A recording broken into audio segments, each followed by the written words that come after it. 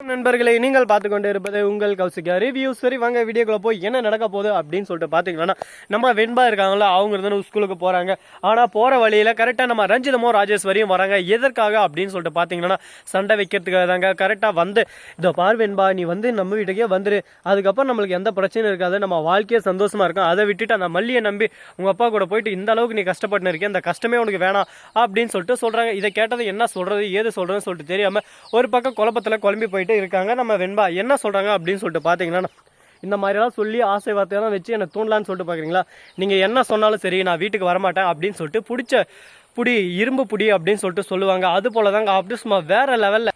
உடனே பார்க்கணுமே நம்ம ரஞ்சித் வந்து என்ன வெண்பா இப்படியெல்லாம் பேசுகிறேன், இந்த ஐஸ்கிரீம் இந்த சாக்லேட் அப்படின்னு சொல்லிட்டு காஸ்ட்லியே வாங்கி தராங்க. உடனே பார்க்கணுமே எதுக்குமே அப்படியே சும்மா அனுசரிச்சே போலயே ஒரே வார்த்தை தான் அப்படியே சும்மா நச்சுன்னு பேச்சிலே அப்படியே சும்மா ஒரு பக்கம் தெரிக்க விடுறாங்கன்னா பார்த்துக்கோங்களேன்.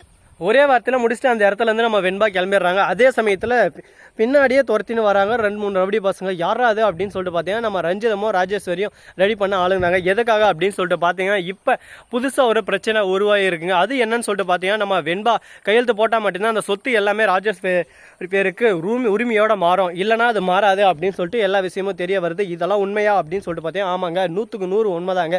இப்போ நம்ம விஜய் பேர்லேருந்து மாறிச்சு. ஆனால் நம்ம வெண்பா 18 வயசு பூர்த்தி அடைஞ்சதும் அவங்க கேஸ் போட்டால் அந்த சொத்து எல்லாமே திரும்ப இவங்களுக்கே வந்துடும். இந்த விஷயம் நம்ம ராஜேஸ்வரிக்கு தெரிய வருது. உடனே ராஜேஸ்வரி சும்மா இருப்பாங்களா, ஐயோ நாம என்ன முட்டாளா, அந்த சொத்தை எல்லாமே அப்படியே விட்றதுக்கு, இதெல்லாம் அப்படியே விட்டுறக்கூடாது, எதனா ஒரு விஷயம் பண்ணி இந்த சொத்தை மொத்தத்தையும் நம்ம கைக்குள்ளே கொண்டு வரணும் அப்படின்னு சொல்லிட்டு ஒரு முடிவுக்கு வராங்க.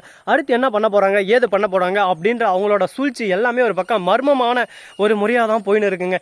இதுக்கு நடுவில் இன்னும் எதனா பெரிய பிரச்சனை வருமா வராதா அப்படின்னு சொல்லிட்டு பார்த்தீங்கன்னா, பிரச்சனைகள் கண்டிப்பாக வரும். பிரச்சனைகள் வராமல் எந்த ஒரு விஷயமும் என்னைக்குமே மூவ் ஆகாது.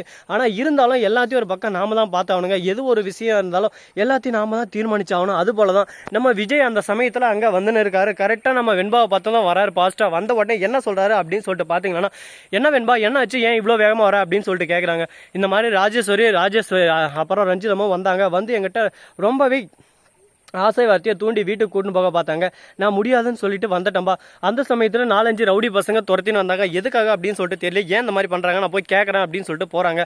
உடனே ரஞ்சிதமும் ராஜேஸ்வரி அங்கே ஆளே இல்லை. உடனே நம்ம விஜய் வீட்டுக்கு வராரு. குழப்பமாகவே இருக்கு ஒரு பக்கம்.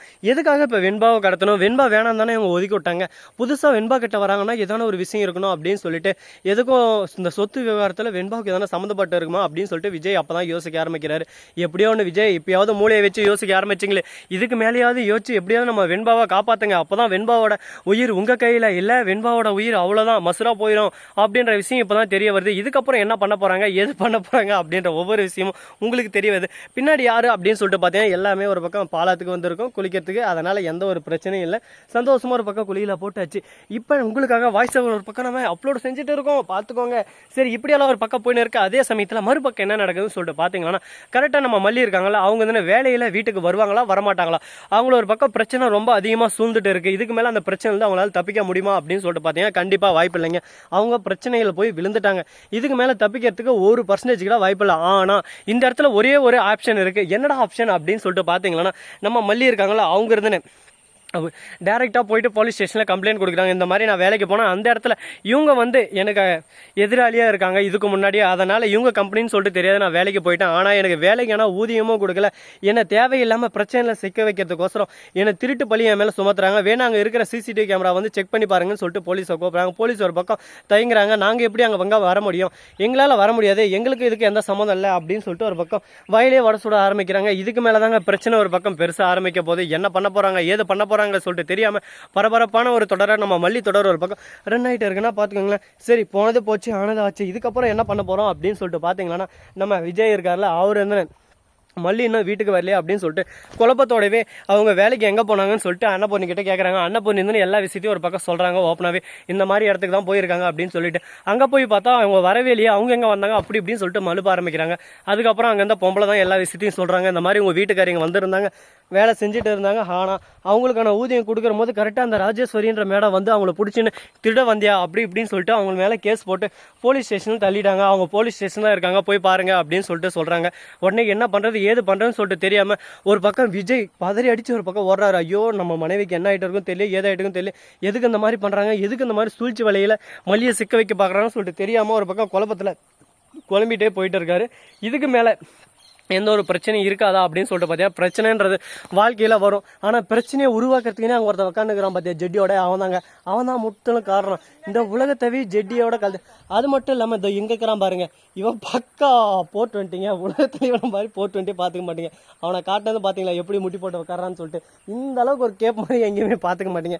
இதோ பின்னாடி இருக்கு எங்கே அங்கே வரான் பார்த்தீங்களா, இவன் தானே ஆணாளகன்னு சொல்லிட்டு உலகத்தில் நினைப்பு. இவனா மாதிரி ஒரு கேப் மாதிரி முள்ள மாதிரி யார் இந்த மாதிரி எல்லாம் பசங்கள்லாம் இருக்கிறாங்க, ரொம்பவே கெட்ட வார்த்தை பேசிட்டு. ஏன் இந்த மாதிரி இருக்காங்க, எதுக்காக இருக்காங்கன்னு சொல்லிட்டு நமக்கு சத்தியமாக தெரியல. இந்த மாதிரி இருக்கிறதுக்கு சரி போனது போச்சு ஆனது ஆச்சு, ஏதோ நடந்து போச்சுங்க. அதனால இவங்கள மாதிரி ஆளுங்களெல்லாம் நீங்கள் கண்டுக்காதீங்க. இது எப்பவுமே இந்த மாதிரி தான் பண்ணிட்டு இருப்பாங்க. அதனால இவங்க பேசுறதால நம்ம காலுவாங்க. நம்மளோட முயற்சியில் நம்ம ஈடுபட்டும் போயினே இருக்கணும். ஏன்னு சொல்லிட்டு பார்த்தீங்கன்னா மோனிசான்ற ஒரு பொண்ணு இருக்குங்க. அந்த மோனிசான்ற பொண்ணு இருக்காங்களா, அவங்க வாழ்க்கையும் சீரழிச்சிட்டான் அந்த பையன். அது மட்டும் இல்லாமல் இன்னும் அபிதான்ற மாதிரி நிறைய பேரோட வாழ்க்கையை சீரழிச்சிட்டு இந்த மாதிரி ஊருக்குள்ளே சுற்றி